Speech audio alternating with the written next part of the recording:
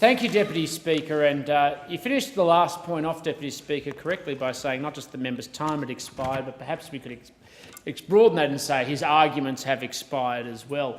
I've got to say it's very disappointing, frankly, to even speak on this motion when you've got a government making as much of a commitment to aged care as any government in Australian history.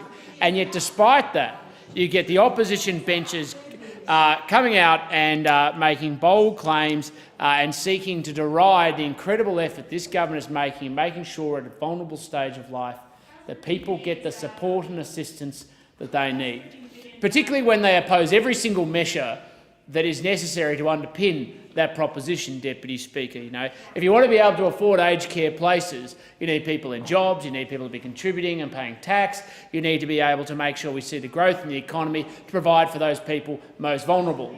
If you ever want to look at the vacancy, Deputy Speaker, in that policy position and the absent understanding of just how critical a stronger economy is, we only need to look at the opposition benches and their policy framework.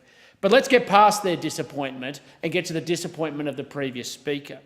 The previous Speaker started with a long list of things that he wanted to blame on the Turnbull government. And one of them, apparently, is the ageing population itself. Now, an ageing population, firstly, is a celebration of technology and ingenuity, of how people are able to live longer, healthier, happier lives, to manage chronic conditions. It's a power of the spirit of humanity and the technological improvements that have improved this country. But even then, to blame the Turnbull government on the ageing population itself is frankly nothing short of absurd. Because when you look at why we're having an ageing population, it isn't just because of the trajectory of the population, it's also because there was this big boom of people born in the middle of the 20th century. He may have forgotten, but there was a reason for that. It was a consequence of the legacy of wars and everything else. And what people have been able to do throughout their lives is not just a large bulk of people being born, but then on top of that, to be able to go and live longer, healthier, happier lives. So on one level, we might as well accept that criticism, Deputy Speaker. It's actually a compliment. But to be frank, I don't think we can take responsibility for it.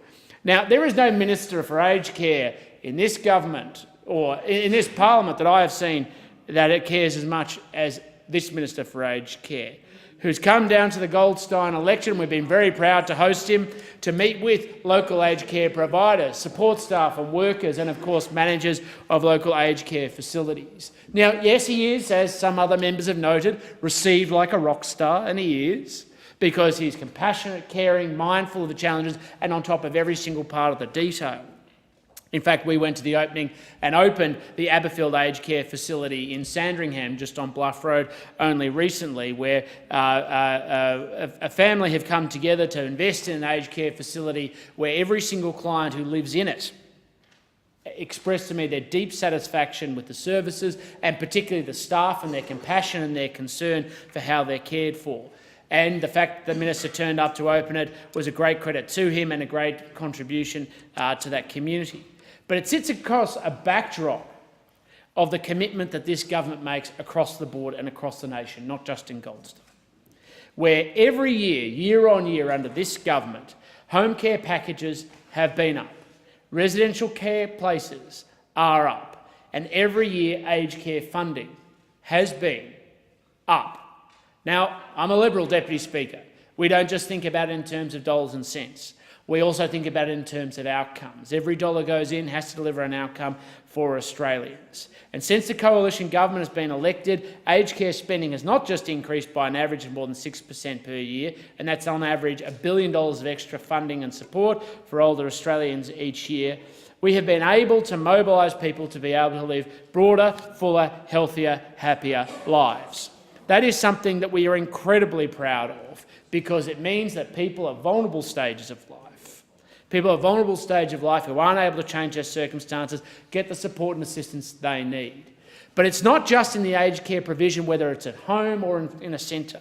that there's been such huge improvements. It's also in the capacity to shift and focus on many of the other issues that affect people in an ageing population, increasingly by providing the support and assistance that we can through things like palliative care to deal with people facing serious conditions and making sure they need assistance. Similarly, like my grandmother, frankly, covering the challenges facing those who face dementia. So at every point, this government is delivering for Australians who are ageing. Time has